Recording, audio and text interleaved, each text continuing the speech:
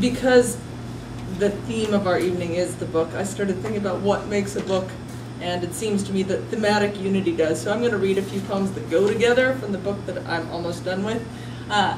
In this book there are a number of poems that are spoken by non-human creatures, one human, the rest of the non-human creatures, and so the titles of the poem give you a sense of who's speaking, and so I'll read a few of those.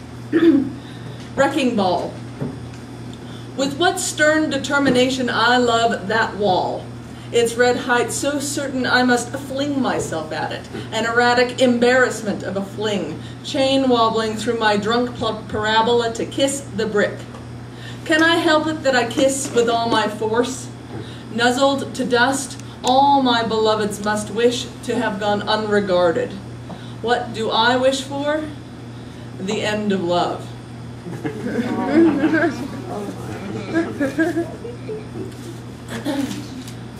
Bug Zapper. Come, flame moth. Come, feathered thornwing, darkling beetle and Asian lady, and come, O night wasp.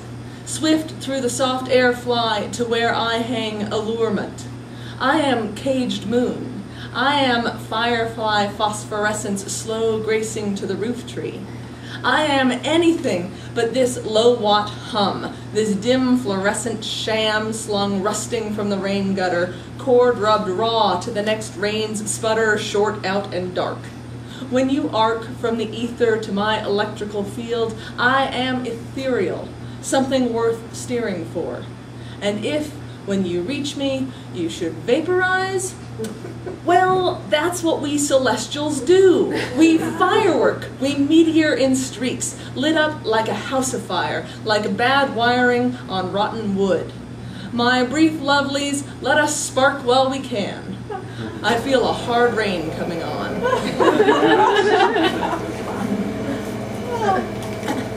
Cow Punch. This is the human one. Cow Punch. Unhobble your hard-scrabble horses, soul. The night before us is steep and long, and the steers won't drive themselves.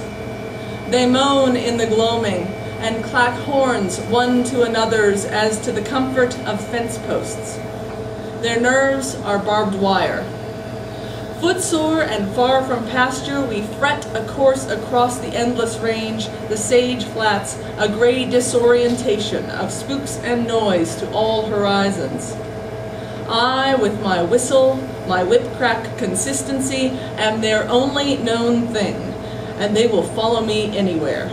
To the hilltop, the feedlot, the bolt gun's red floor. The wind is picking up, trawling its weather. Snow will hard fall like a heavy body and shove the dawn back down. And if we, frost-burnt, snow-blind, shoulder through the storm to find our destination, it will kill us. Soul, I will follow you anywhere. This last one is about a very big woodpecker that used to live, I guess, quite commonly in the southeastern United States. In the 30s, they thought that it's the ivory-billed woodpecker. It's like 2 feet tall and has this crazy giant bill, giant red crown of hair on top. And they keep thinking that it goes extinct. And so, like, they send a whole bunch of people down to try and determine whether it's been extinctified or not. And they wander around and they look for it for a long time, and then they don't see it, and then they say, oh, okay, it's extinct. And then they, like, one shows up and says, hi, and then disappears again. They don't see it for another 30 years. So they call this bird, in the local parlance, the Lord God bird, because it's so big and so impressive that when it swoops at you, you go like, oh, Lord God! So that's where the title comes from. So this poem's called The Lord God Bird, Camphophilus principalis. Knock, knock on the cracked bark of the sweet gum, and knock, knock in echo through cypresses swamp sunk to their bent knees. The punchline is that there's no punchline. Only silence, closing like a cloud around the place where from you thought you heard me call. You can yoo-hoo your heart out. I will hidden hold my operatic plumage, fold wings over my ivory and my wound-red crown. I will wind so tight myself in feather and fern, that you who've tramped years through this tract with your Kodaks, your boom mic humming dumbly reel to reel, must take heavy up the bureaucratic pen and scratch the fatal asterisk to my name.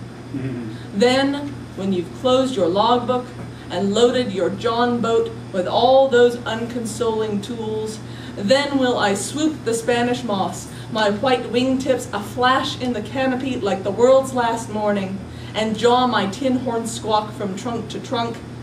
Excuse me, from trunk to trunk. It's a trick I picked up from the grubs, pathing the fat phloem far beneath the bark, for whose love my bill evolved its ivory curve, my lash-flicking tongue its barb. If I made myself easy to be found, why would you look? Yeah.